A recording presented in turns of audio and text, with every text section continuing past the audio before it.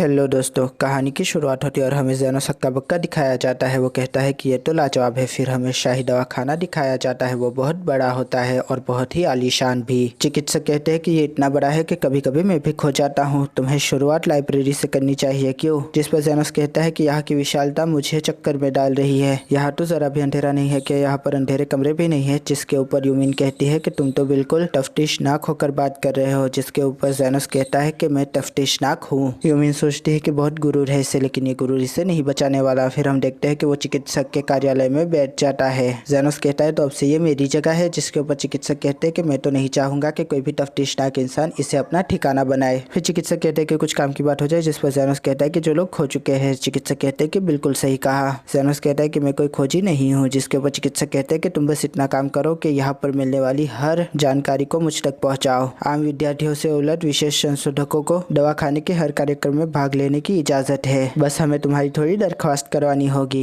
इससे तुम आसानी से कार्यक्रमों के बीच जा सकोगे और जानकारी जुटा सकोगे। फिर ज़ेनोस पूछता है कि मेरी असलियत यहाँ पर किसी को पता चल गई तो? जिस पर चिकित्सक कहते हैं कि तुम्हारा नाम ज़ेनो होगा, जो कि अभी अभी विदेश से आया है। जिस पर ज़ेनोस कहता है कि इतना काफी रहेगा क्या? जिस पर चिकित्सक कहते हैं कि तुम्हारे ऊपर सुरक्षा अधिकारियों की नजरें कम रहेगी, क्योंकि तुम एक उच्च दर्जे के चिकित्सक की मदद करने के लिए आए हो। जिस पर ज़ेनोस कहता है कि इसका मतलब मैं कुछ भी करूंगा तो जिम्मेदार तुम होगे, इससे तो तुम मुश्किल में पड़ सकते हो। जिसके ऊपर चिकित्सक कहते हैं कि अब हमारी किस्मतें एक हो चुकी है। ह्यूमन कहते हैं कि डॉक्टर बेकर ने इसकी उपस्थिति यहाँ पर दर्ज करवा ली है। यहाँ के उसूल है कि चिकित्सकों के साथ उनके घर वाले भी रह सकते हैं। लिली कहते हैं कि मैं यहाँ पर आपकी बीवी की हैसियत से आई हूँ। जिसके ऊपर ह्यूमन कहते हैं कि हरगिज नहीं, तुम यहाँ पर इनकी छोटी बहन की हैसियत से आई हो। जिसके ऊपर लिली अपने गालों को फुला लेती है। ह्यूमन कहते हैं कि हमने सोचा कि किसी और को आपके साथ रखने से अच्छा है कि आपके जानकार को आपके साथ रखा जाए, जिससे कि आपको काम करने में आसानी हो। ज़ेनोस कहता है कि मैं इसकी बहुत चिंता कर रहा था जब मैंने इसे वहाँ पर छोड़ा था। आप लोगों का शुक्रिया। जिसके ऊपर ह्यूमन कहते हैं कि शुक्रिया की कोई बात नहीं। फिर वो वहाँ से चली जाती है। तभी लिली कहती है कि मेरी जान। जिस पर ज़ेनोस कहता है कि मेरी जान। लिली कहती है कि मैं आपके लिए खाना बनाऊं या फिर नहाने का पानी गर्म करूं या फिर मैं खुद आपकी खिदमत में पेश हो जाऊं। जिस पर ज़ेनोस कहता है कि तुम्हें बहनों वाले सलूक करने चाहिए। जिस पर लिली फिर से गुस्सा हो जाती है और ज़ेनोस कहता है कि वैसे भी कौन समझेगा कि तुम मेरी बीवी हो। जिस पर कार्मिला कहती है कि मैं समझूंगी कि ये तुम्हारी बीवी है। ज़ेनोस कहता है कि तुम भी यहाँ पर आई हो। जिस पर कार्मिला कहते हैं कि हाँ बिल्कुल। फिर ज़ेनोस कहता है कि तुम्हें जरा भी डर नहीं लगा यहाँ पर इतने सारे चिकित्सक जो है, अगर किसी ने तुम्हें ढूंढ लिया तो? जिसके ऊपर कार्मिला कहते हैं कि तुम्हें क्या लगा मैं यहाँ पर डर के मारे छुपी रहूंगी?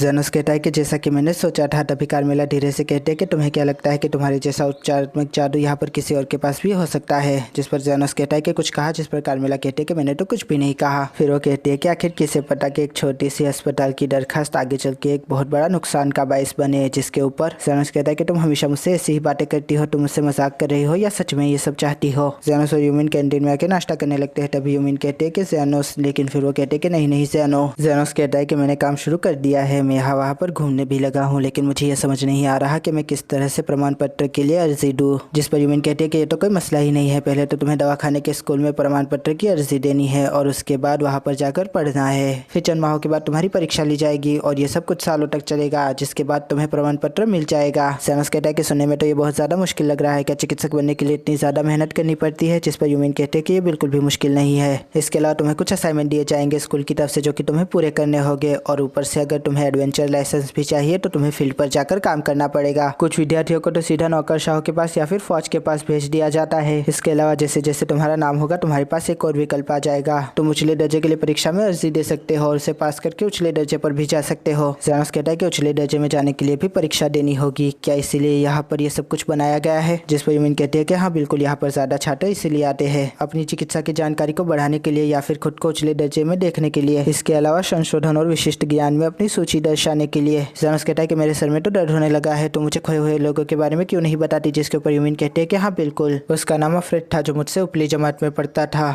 वो एक एडवेंचर हीलर भी था, जो कि यहाँ की लाइब्रेरी का डेप्यूटी हेड था। वो बहुत ही ज्यादा ज़हीन था, यहाँ तक कि चिकित्सक बेकर भी कहते थे कि उसने लाल फेफड़े की दवाई को बनाने में एक अहम भूमिका निभाई है। ज़ेनोस कहता है कि सुनने में तो लगता है कि उसको ढूंढना बहुत ही ज्यादा अहम है, क्या तुम्हें कोई सुराग मिला? जिसके ऊपर ह्यूमन कहती है कि अभी तक तो कोई सुराग नहीं मिला। तभी कैंटीन का दरवाजा खुलता है। ज़ेनोस कहता है कि वो कौन है? जिसके ऊपर ह्यूमन कहती है कि ये है प्रोफेसर गोल्डरन, शाही दवाखाने के वाइस डायरेक्टर। ये 7वें दर्जे के भ्रमण चिकित्सक है। जिस पर ज़ेनोस पूछता है कि 7वें दर्जे के? ह्यूमन कहते हैं कि हाँ, 3 उपचार वर्ग है, शुरुआती, मध्य और उछला, और हर एक वर्ग को 7 भागों में बांटा गया है। ज़ेनोस कहता है कि इसके पास तो बहुत बड़ा दल है, ये तो सच में बहुत बड़ी बात होगी। जिस पर ह्यूमन कहते हैं कि जाहिर है ये अगला डायरेक्टर बनने वाला है। हाल के डायरेक्टर की उम्र बहुत ज्यादा हो चुकी है, इसलिए वो कभी भी रिटायरमेंट ले सकते सकते हैं, जिसके बाद उम्र की बढ़ोतरी को मद्देनजर रखते हुए इन्हें ही अगला डायरेक्टर नियुक्त किया जाएगा। इसके अलावा जब से ये वाइस डायरेक्टर बने हैं यहाँ पर बहुत सारे बदलाव हो चुके हैं। कुल इन लोगों की चिकित्सा में ज्यादा चिकित्सक रोके जाते हैं और वहाँ पर ज्यादा ध्यान रखा जाता है, जिसकी वजह से आम लोगों को चिकित्सा ठीक से नहीं मिल पा रही। ये कुलीनों का बहुत ध्यान रखते हैं। इसके अलावा ये भी अफवाह उड़ी हुई है कि इनके 7वें दर्जे की बढ़ाई का कारण भी इनका एक नौकरशाह के साथ निजी संबंध है। जेनोस कहता है फिर तो मुझे इससे बचकर रहना पड़ेगा, जिस पर यूमिन कहती है कि इसका तो कोई चांस ही नहीं रहता, जिस पर जेनोस हैरान हो जाता है। यूमिन कहती है कि इसका भी अफ्रेड की गुमशुदगी में हाथ हो सकता है। अफ्रेड एक बहुत ही काबिल और होशियार नौजवान था, इसलिए वाइस डायरेक्टर उसे अपने दल में देखना चाहता था। पुस्तकालय से ऋण लेने के बहाने उसने उसे बुलाया था। जेनोस पूछता है कि बेकर को इससे मसला नहीं हुआ, जिस पर यूमिन कहती है कि असल में बात यह है कि लाल फेफड़े की दवाई को बनाने के लिए जो इमदाद दी गई थी वो इसकी तरफ से दी गई थी, इसलिए इसे ज्यादा टुल नहीं दे सकते थे। इसके अलावा अफ्रेड ने खुद भी सोचा था कि उसे इनसे जान पहचान बनानी ही होगी, जिसके 1 महीने बाद अफ्रेड गायब हो गया। जिस पर जेनोस पूछता है कि आखिर उनके बीच बातचीत क्या हुई थी, जिसके ऊपर यूमिन कहती है कि उसने मुझे नहीं बताया, उसने बस ये कहा था कि उनके साथ वाद विवाद हुआ था और वो अच्छा नहीं था। जिस पर जेनोस कहता है कि मैं समझ रहा हूँ कि तुम क्या कहना चाहती हो, आखिरकार मैं इससे कैसे मिल सकता हूँ। यूमिन कहती है कि इसमें तो कोई मसला ही नहीं है, बस तुम अपने जलवे बिखेरते जाओ, जैसे जैसे तुम नामचीन होगे वो खुद तुम्हारे पास आएंगे। जिस पर जेनोस कहता है कि तुम्हारे कहने से तो ये बहुत आसान लगता है, लेकिन मैं छोटे से दवाखाने का चिकित्सक हूँ, मैं किस तरह से इन मामलों को हल करूंगा। जिस पर यूमिन कहती है कि क्या बात कर रहे हो, मुझे तो लगा था। तभी वहाँ पर एक लड़का आता है, वो कहता है कि यूमिन तुम कैसी हो और यहाँ पर बैठ के इसके साथ क्या कर रही हो। यूमिन बड़ी घृणा से उसका नाम लेती है, क्रिशॉम। मैं जहाँ चाहूँ वहाँ बैठकर खा सकती हूँ। तभी वो कहता है कि ये तो मैं जानता हूँ, लेकिन तुम गोल्डन फैक्शन की सदस्य हो, तुम्हें इस तरह से किसी के भी साथ नहीं बैठना चाहिए। यूमिन उसकी बात का कोई भी जवाब नहीं देती। तभी वो जेनोस को देखता और कहता है कि तुम हो वो विशिष्ट संशोधक विद्यार्थी, क्यों तुम्हारे साथ तो ये बैठ सकती है, लेकिन उसे किसी भी तरह से नीचा ना दिखाना, और फिर वहाँ से चला जाता है। तभी जेनोस पूछता है कि ये कौन था। यूमिन कहती है कि वो मेरा हमजमात है, लेकिन उसके ऊपर ज्यादा ध्यान मत दो, उसका दिमाग खराब हो गया है क्योंकि वो अब गोल्डन के दल में शामिल हो गया है। हमें जेनोस का बचपन दिखाया जाता है, उसके सामने एक घायल आदमी होता है, वो कहता है कि मैं तुम्हें ठीक कर दूंगा और फिर उसे हिल करने लगता है, लेकिन तभी उसके सर पे कोई बजाता है। वो कहते हैं कि तुम एक लाश पे अपना जादू नहीं चला सकते, ये तभी काम करता है जब आदमी जिंदा हो। फिर हमें मास्टर का घर दिखाया जाता है, हम देखते हैं कि जेनोस के साथ एक लड़की भी होती है। तभी मास्टर कहते हैं कि तुम लोगों ने 1 साल में बहुत कुछ सीख लिया है, जैसा कि मैंने सोचा था, मेरा चुनाव सही था। जिसके ऊपर जेनोस कहता है कि विक्टोरिया को तो मैं यहाँ पर लेकर आया था। फिर मास्टर कहते हैं कि गुरूर में कभी मत आना और जो मैंने सिखाया उसे कभी मत भूलना। पहले दर्जे के चिकित्सक छोटी मोटी चोटों को ठीक करते हैं। तभी विक्टोरिया कहती है दूसरे दर्जे के चिकित्सक पूरे इंसान को ठीक कर देते हैं। जिसके ऊपर जेनोस कहता है कि तीसरे दर्जे के चिकित्सक सारी दुनिया को ठीक कर देते हैं। ये मैंने इतनी बार सुना है कि अब मैं कभी नहीं भूलूंगा। जिस पर मास्टर कहते हैं कि ऐसा क्या, फिर तो मुझे इसे और दोहराने की जरूरत नहीं है। तभी हम देखते हैं कि जेनोस क्लास में बैठा हुआ होता है। टीचर कहते हैं कि आज हम देखने वाले हैं कि भ्रमण के दौरान अपने चिकित्सा के जादू को किस तरह से एडजस्ट करे। जेनोस कहता है कि मैंने बहुत भ्रमण किया है, लेकिन इस तरह से इसको पढ़ना ये इसे और भी ज्यादा आसान बना देता है। टीचर कहता है कि किसी का कोई सवाल है, जिसके ऊपर एक बच्चा हाथ उठाकर कहता है कि हमें प्रेत आत्माओं के बारे में जानना है। जिसके ऊपर टीचर कहता है कि बहुत अच्छा सवाल है, प्रेत आत्माओं के बारे में ज्यादा जानकारियां नहीं है और हम ये भी नहीं जानते कि उनकी ऊर्जा का सीमापन कहाँ पर होता है। इसकी वजह यह है कि हम प्रेत आत्माओं को ज्यादा नहीं देख पाते और जिन जिन लोगों ने उन्हें देखा है उनमें से कुछ ही बचे हैं। इसलिए जब तुम्हारा उनसे सामना हो तो उन्हें छलावा देने की कोशिश करो, और सबसे आसान और सही तरीका तो यही है कि तुम उन्हें देखो वहीं से भाग जाओ। एक बोलने वाली प्रेत आत्मा को हराना लगभग नामुमकिन है। जिसके ऊपर जेनोस कहता है कि सच में एक बोलने वाली प्रेत आत्मा तो मेरे कमरे में है, शायद मुझे उसके बारे में इन लोगों को नहीं बताना चाहिए। टीचर कहते हैं कि इसके बावजूद अगर तुम में से किसी का सामना प्रेत आत्मा से हुआ है तो वो भी बता सकता है। तभी क्रैशोन हाथ उठाता है, वो कहता है कि मेरा नाम वेम्बर क्रैशोन है, मैंने कुछ साल भ्रमण किया था और मैंने 30 फुटों को सबक सिखा दिया था। जिसके ऊपर सब लोग तालियां बजाने लगते हैं। तभी वो जेनोस को देखता है और कहता है कि तुम विशिष्ट संशोधक विद्यार्थी, तुम्हें कुछ कहना है। जेनोस थोड़ा चौंक जाता है और कहता है कि इसे मेरा नाम नहीं मालूम, इसलिए इसे बुला रहा है। वैसे तो मैंने 50 फुटों को सबक सिखाया था, लेकिन फिर जेनोस कहता है कि मैंने भी 30 फुटों को सबक सिखाया था। क्रैशोन कहता है कि झूठ मत बोलो। जिस पर जेनोस कहता है कि ये झूठ नहीं है, मैं ज्यादा से ज्यादा 30 फुटों को ही संभाल सकता हूँ। जिस पर क्रैशोन कहता है कि ये तो सवाल ही पैदा नहीं होता,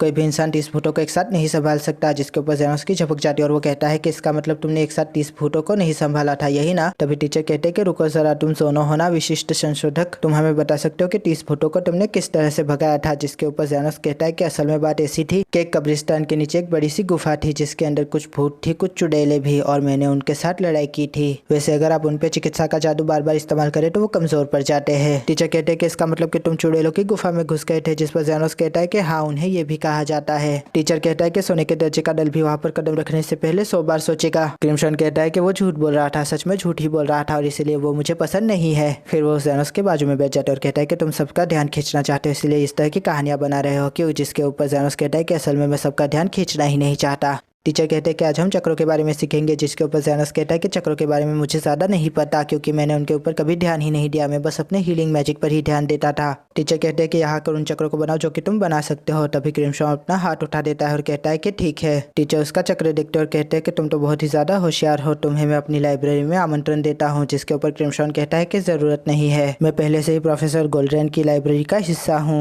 ज़ैनस कहता है कि मेरे उस्ताद ने मुझे एक चक्र बनाना तो सिखाया था, मैं वही बना देता हूँ। जिसके ऊपर क्रिमसन कहता है कि ये कैसा चक्र बनाया है तुमने, लगता है तुमने हर बार हाथ में कुछ भी बना दिया है। तभी टीचर हक्के बक्के रह जाते हैं और कहते हैं कि ये चक्र ये तो बहुत ही ऊंचे दर्जे का है, आम लोगों को इसके बारे में पता भी नहीं होता। ये बहुत सारे चक्रों का सम्मेलन है, इसके अंदर बहुत सारे चक्र है। ये देखो, ये स्वस्थ है और दूसरा बचाव वाला। अरे क्या ये दोबारा जोड़ने वाला चक्र है? लेकिन ये जो मैंने सीखा था उससे थोड़ा अलग लग रहा है। जिसके ऊपर ज़ैनस कहता है कि सही कहा, अनुभव के हिसाब से उंगलियों में अच्छे से हेरफेर करने के लिए इसमें थोड़ा रद्दो बदल किया गया है, जिससे कि ये आसानी से चलाया जा सके। लेकिन इसको चलाने के लिए तो बहुत सारा माना चाहिए होगा, इंसान तो ये कर ही नहीं सकता वरना उसकी उंगलियां जल जाएगी। जिसके ऊपर ज़ैनस कहता है कि ऐसा क्या? फिर वो उसे चला देता है। ज़ैनस पूछता है कि सच में ये आम बात नहीं है क्या? मैं तो बस अपनी उंगलियों को जलने से बचाने के लिए इनके ऊपर हीलिंग मैजिक चलाता रहता हूँ। तभी टीचर ज़ैनस को पकड़ लेता और कहता है कि मैं नहीं चाहता कि ये तुमने कैसे किया, लेकिन मैं तुम्हें अपने पुस्तकालय में आने का आमंत्रण देता हूँ। जिसके ऊपर क्रिमसन कहता है कि आखिर ये सब हो क्या रहा है, मुझे कुछ भी समझ नहीं आ रहा। हम देखते हैं कि ज़ैनस के नाम के चर्चे प्रोफेसर के हाउस में होने लगते हैं। उसका बटलर बता रहा होता है कि एक लड़का है ज़ैनो नाम का, जो कि एक साथ 30 फुटों से लड़ा है। वो एक विशिष्ट संशोधक विद्यार्थी है। जिसके ऊपर प्रोफेसर कहता है कि विशिष्ट संशोधक विद्यार्थी क्या? तुम्हें लगता है कि दल किसी भी हेरेगेरे को अपने अंदर जगह दे देगा, खास करके एक संशोधक को? जिसके ऊपर बटलर माफी मांगने लगता है, लेकिन तभी दूसरा बटलर आता है। वो कहता है शूला कब्रिस्तान के अंदर आत्माओं ने बहुत ज्यादा हड़कंप मचाया हुआ है। प्रोफेसर कहता है कि दल के कुछ लोगों को वहां पर भेज दो और इसके साथ साथ उस विशिष्ट संशोधक विद्यार्थी को उनके साथ भेजो जो कि 30 फुटों से लड़ने का दावा करता है। उसके ऊपर नजर रखना और अगर वो बच्चा सच में इतना काबिल है जितना कि वो बोलता है तो फिर वो मुझे अपने दल में चाहिए। लिली कहती है कि आप भूतों से लड़ने जा रहे हैं? जिस पर ज़ैनस कहता है कि हाँ, मुझे भेजा जा रहा है। जिसके ऊपर कार्मिला कहती है फिर तो बड़ी मुश्किल की बात होगी। जिस पर ज़ैनस कहता है कि हाँ बिल्कुल। फिर वो कहती है कि उन भूतों के लिए। लिली कहती है कि क्या वो भूत एक साथ मिलकर हमला करते हैं? जिस पर ज़ैनस कहता है कि हाँ, चर्च ने तो यही कहा था। जिस पर कार्मिला कहती है कि चलो खाना खाते हैं। ज़ैनस कहता है ये तो कुछ ज्यादा ही बना दिया। जिस पर लिली कहती है कि कार्मिला को भी चाहिए था। कार्मिला कहती है कि मैं सब कुछ खा जाऊंगी, तुम फिक्र ना करो। ज़ैनस कहता है कि अगर तुम भारी खाना खाओगी तो तुम्हें ज्यादा तकलीफ तो नहीं होगी। जिसके ऊपर कार्मिला कहती है कि मुझे कुछ नहीं होता। जिस पर ज़ैनस कहता है कि तुम तो मेरी सारी की सारी धारणाओं को तोड़ रही हो, लेकिन ये प्रमाण पत्र पाने से ज्यादा मुश्किल नहीं है। फिर हम देखते हैं कि स्टूडेंट वहां पर चले जाते हैं उसी कब्रिस्तान में। क्रिमसन कहता है कि अपनी जगह संभालो। तभी वहां पर सब लोग मंत्र जाप करने लगते हैं।